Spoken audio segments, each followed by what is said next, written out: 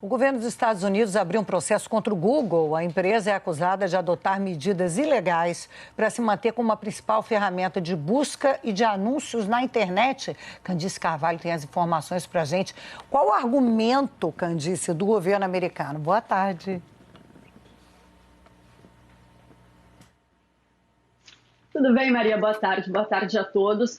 Olha, Maria, o argumento do governo americano é de que o Google estaria fazendo acordos ilegais para manter o monopólio do mercado. O que seriam esses acordos ilegais? Então, vamos lá. O Google pagaria para fabricantes de telefones celulares e também para operadoras, para que essas operadoras e esses fabricantes deixassem o Google como ferramenta padrão de busca. Então, por exemplo, na prática, eu vou numa loja comprar um aparelho celular, e aí quando eu compro, ele já vem instalado aqui no meu aplicativo, no meu celular como ferramenta padrão, e aí eu nem me dou o trabalho de tentar baixar outras ferramentas de busca, eu já uso porque está lá. O governo americano, segundo reportagem do Wall Street Journal, também acusa o Google de fazer com que esses acordos sejam exclusivos, ou seja, a empresa diz lá para a operadora de celular, fala, olha só, se vocês colocarem qualquer outra ferramenta de busca como padrão, a gente não trabalha mais com vocês. Como o Google, claro,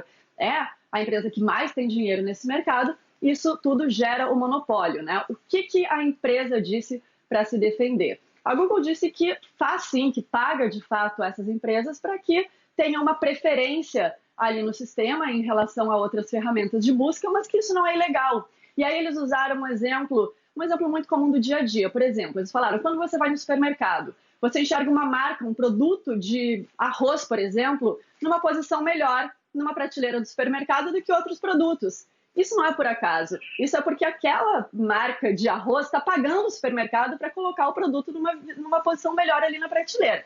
Enfim, e aí a mesma coisa seria, né, com essa questão que eu acabei de mencionar, esse é o argumento da Google aqui, Maria.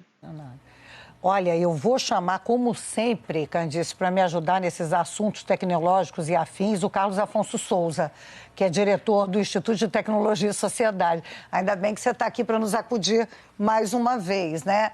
Então, como é que você vê esse argumento do governo e o contra-argumento do Google? Boa tarde.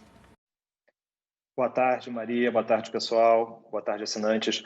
Esse argumento da prateleira do supermercado é um argumento que aparece numa postagem que o Google fez hoje na internet como uma resposta ao processo movido pelo governo americano. Mas acho que vale a pena a gente sempre diferenciar o que é um pacote de arroz ou um pacote de cereal no supermercado do que é a ferramenta que nos leva ao acesso à informação, acesso a conteúdos na internet.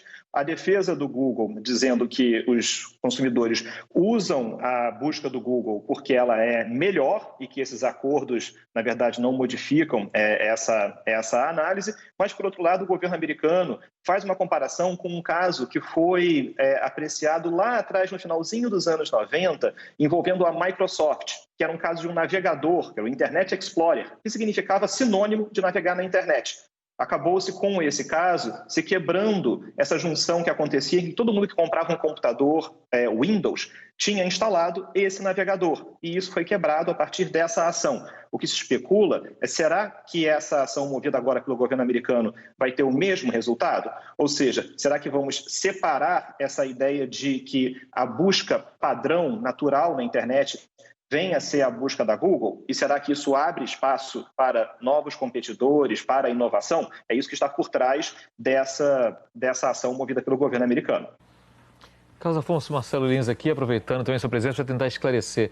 Os argumentos da Google fazem algum sentido quando se diz que é a escolha do consumidor ali e que você pode se influenciá-la pagando mais ou menos para essa escolha ficar mais visível, ou seja, tem a questão da comodidade. Mas a gente sabe muito bem também que os mecanismos de busca, como o Google também, eles não funcionam assim automaticamente. Há uma série de parâmetros ali pelos quais eles funcionam e que muitos analistas, especialistas, você deve estar cansado de ler e ouvir e estudar isso também, dizem que, olha, estão te direcionando mais para cá cá ou mais para lá. Aquilo que era para ser o mundo livre da internet é, na verdade, um mundo muito compartimentado, já que o algoritmo ele vai pegando o jeito e vai te direcionando ali. Você acha que numa hipótese de se quebrar, digamos, esse virtual monopólio do Google, pelo menos no Ocidente, a gente sabe que na China isso é diferente. Na China não é com o Google que você procura com o que o governo chinês decide que você vai procurar. Mas quebrando-se esse monopólio no Ocidente, abre-se a possibilidade para o consumidor dele chegar e ter uma página assim com dezenas de buscadores, dezenas de serviços que ele pode escolher e aí isso tornar essa busca de fato mais livre, menos direcionada, ou isso é uma ilusão utópica? Olha, Marcelo, a sua pergunta, no final das contas, mexe até com uma dinâmica de geopolítica, como você mencionou com relação à China. A gente escuta muito CEOs de empresas americanas falando que medidas antitruste que possam reduzir a atuação dessas empresas acaba abrindo espaço para competidores asiáticos, em especial chineses. Acho que no caso das redes sociais isso é mais claro, mas no caso da Google, no Ocidente, é um mecanismo que funciona de forma bastante predominante. Na China funciona o Baidu, que é uma forma de busca não usada muito no Ocidente. Mas acho que vale a pena a gente levar em consideração que vivemos um momento de enorme atenção sobre a forma pela qual funcionam as grandes plataformas, as grandes empresas de tecnologia. Vale lembrar que o próprio CEO da Alphabet, a empresa mãe da Google, vai a uma audiência pública na Comissão de Comércio dos Estados Unidos no final desse mês. Então, nós percebemos na véspera da eleição americana, praticamente, uma ação que ela acaba botando pressão sobre a forma pela qual essas grandes empresas de tecnologia funcionam. Agora, será que essa ação vai ter o poder de nos levar a um futuro no qual, quando abrimos o celular, existe ali um menu de buscadores para que possamos escolher? Bom, se a gente puder aprender alguma coisa com um passado muito recente, a Europa já multou o Google por práticas concorrenciais. E a gente viu que de lá para cá, os hábitos dos consumidores não mudaram tanto assim. Carlos Afonso, obrigadíssima pela sua participação aqui no estúdio e volte sempre para nos ajudar a entender esse mundo corporativo forte, tecnológico, high-tech que eu conheço tão pouco. Obrigada, Carlos Afonso.